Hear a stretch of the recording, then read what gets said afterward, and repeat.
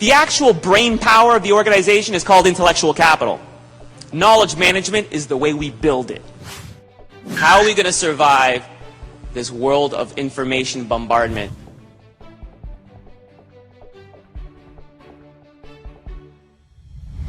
What is the scarcest resource that we possess? What is it? Time. Time. Everybody says time? Put your hand up if you say time. You're wrong. It's not time, because right now my watch says it's 9:20. Tomorrow at 9:20 we have 24 hours available to us. Guaranteed. There's nothing scarce about that when somebody guarantees you something. The next day at 9:20 you got 24 hours. The next day at 9:20 you got 24 hours. You got as much time as you want in perpetuity. Everybody says, I got no time. I'm running out of time. I wish I had more time. No, man, you're just inefficient. That's what I say. They don't like it when I give that answer.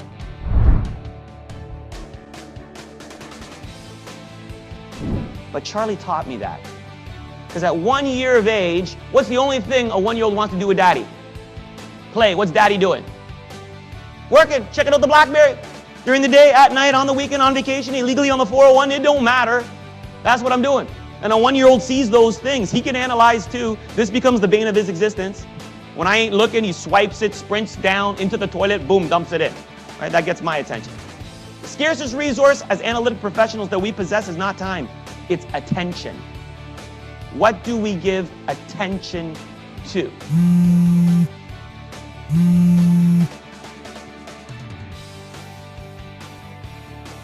Put your hand up right now if you're sitting beside somebody that you know. Put your hand up if you're sitting beside somebody that you know.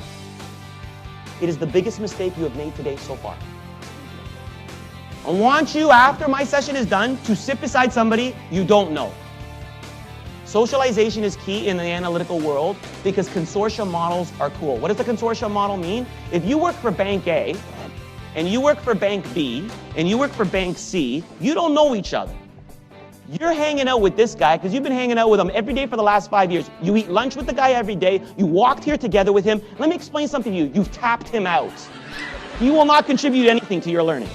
But she will. The point is, you can build consortiums. Bank A, Bank B, Bank C come together. Let's do a deal. We're working on this analytical project. Let's sign an NDA. Let's have a third-party intermediary act as the moderator. Let's share some data with each other.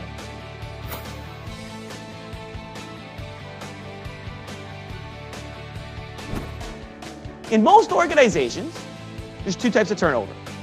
Voluntary turnover and involuntary turnover. Voluntary turnover means I'm leaving, I don't like you no more, got a better offer elsewhere. Involuntary turnover means I'm retired, I'm done, I got fired.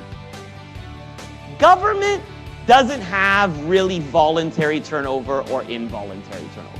Okay? Government's like the mafia. Once you're in, you're in. It's like La Cosa Nostra, you know what I mean? So they have something called internal turnover. Internal turnover in government is actually very, very popular. What it means is that I will work here for a bit, and then I will get a secondment over here, and a thirdment, and a quadruplement, and a fifthment, and I don't even know where my home base is. But they like to do these lateral moves all the time, right? From one division to branch. A lot of you that work for not-for-profits, similar type of situation. All cool things because it helps develop you as a professional, right? That's why we do it. But if your internal turnover rate is 40 to 50%, what's your ability to execute any process going to happen? It's going to go down. Just because you're painting it nicely, internal turnover, they're still with the firm. It don't matter because the learning exercise, how long does it take for people to get up to speed? You got half your people leaving every year going to a different department. You still got half the people trying to get up to speed. Nick's presentation was by far the best hour I've ever spent at a conference. It was energetic, it was insightful, it was interesting, and he's an academic, which makes it even more interesting that he was so engaging. So thank you very, very much, Nick. You are awesome. What's the last thing you touch at night before you go to bed? You know what the answer should be, right? Let's add to the controversy. What's the first thing you touch in the morning when you wake up? Notice how those answers to those two questions aren't who it should be, but it's this thing. So this now becomes the distribution network to the analytical information that we need. Who believes in the intangible value of your business? Who believes that intellectual capital is the most important asset of your business? If you don't believe that, then that means you don't respect your brain power. Your brain power is the most respected asset of our business. Large firms in Canada, we're looking at about 12% turnover. What should the turnover rate be in your organization? You said 0. Who thinks 0% should be the turnover rate in our organization? Who thinks 0% is a good rate? Not getting many fans here. In theory, what should be the turnover rate in an organization? 10%? I'm going to say it in simple English. I'm going to take my professor hat off for a sec. It should be enough to get the crap out. Is everybody in agreement here? Are we learning still at work? How many of you are learning still at work? How many of you are unlearning at work? Less hands. I believe that the secret sauce that will be delivered by predictive analytics is not so much about learning how to make decisions to drive profit, but unlearning what not to do in your business anymore. And that's a fresh new perspective that I think we need to engage in and we need to embrace.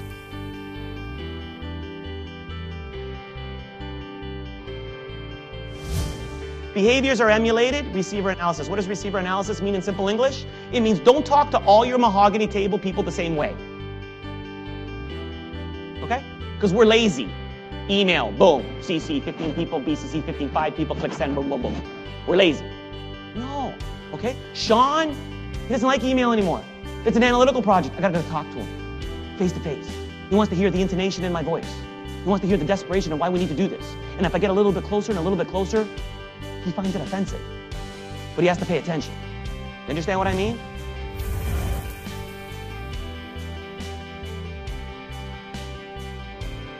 And your boss says, excellent, I will give you money to solve the heart-to-talk problem. And the next question he asks you is, where do we start?